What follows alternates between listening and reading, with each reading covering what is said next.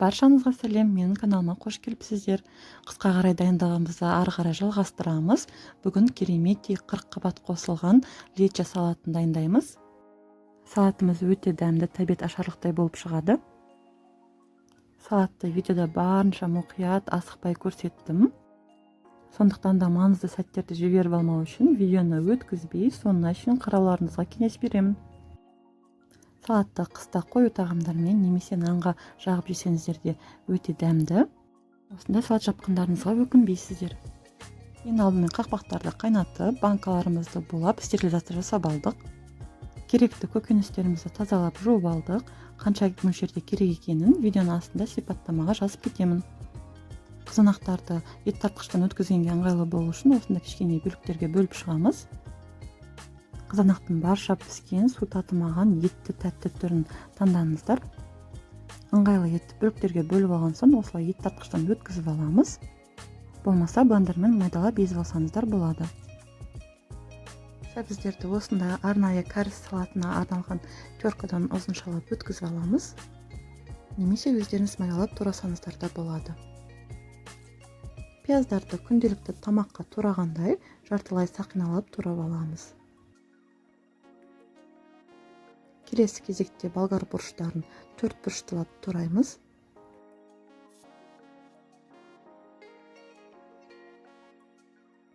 Қырық қабаттарды да турап аламыз. Бөліктеріміз қатты үлкен емес, қатты кішкентай емес, осылай орташа 4 бұрыштер болу керек.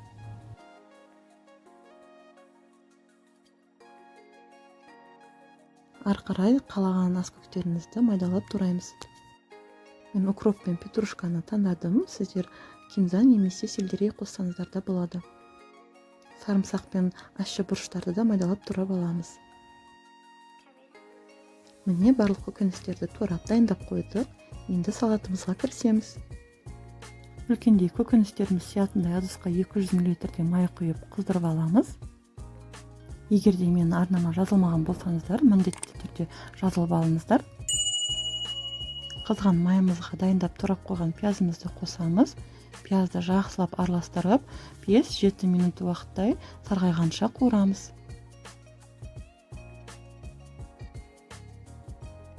Пиязымыз қуырылған соң 4 бұрыштылап тураған 40 қабаттарымызды қосамыз. 40 қабатты қатты отта шамамен 10-12 минуттай қайта-қайта араластырып қуырамыз.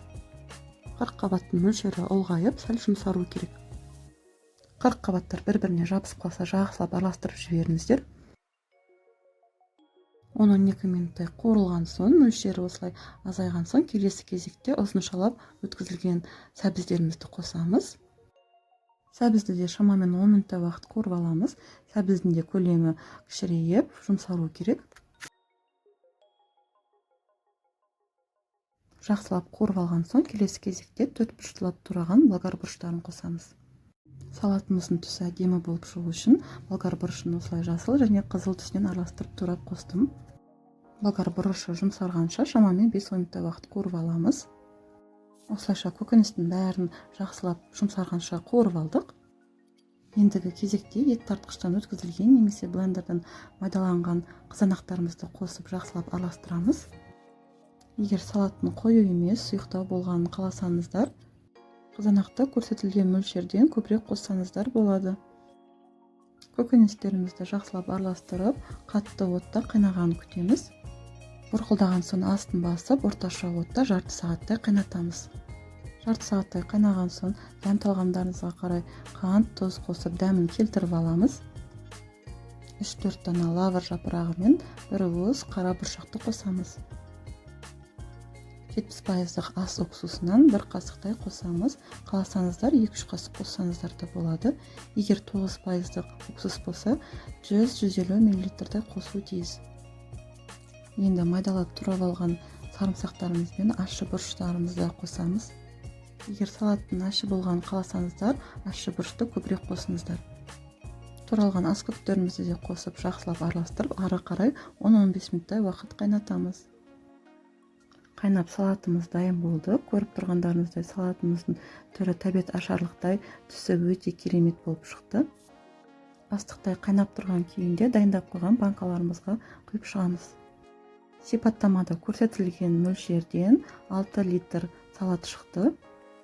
Егерде үлкен отбасыға дайындайтын болсаңыз, мөлшерін 2 немесе 3 есе көбейтіп жасай бересіздер. Банкаларға құйып болған соң қақпағын жауып, арнайы банка жабуға арналған құралмен айналдырып жауып шығамыз. Ауа өткізбейтіндей қақпағы жақсылап жабылғанына көз жеткізіңіздер. Дайын болған банкаларымызды төңкеріп, үстінен жылы одеяло немесе көрпе жауып, суығанша 1-2 тәулік уақытқа қойып қоямыз. Қысқа осында 40 қабаттан лечо салатын міндетті түрде жауып көріңіздер, отбасыңыздың көңілінен шығады деген ойдамын. Егер видеом сіздерге пайдалы болса, лайк басып, комментарий қалдырып кетіңіздер. Арнама міндетті түрде жазылып қойыңыздар. Астарыңыз дәмді болсын.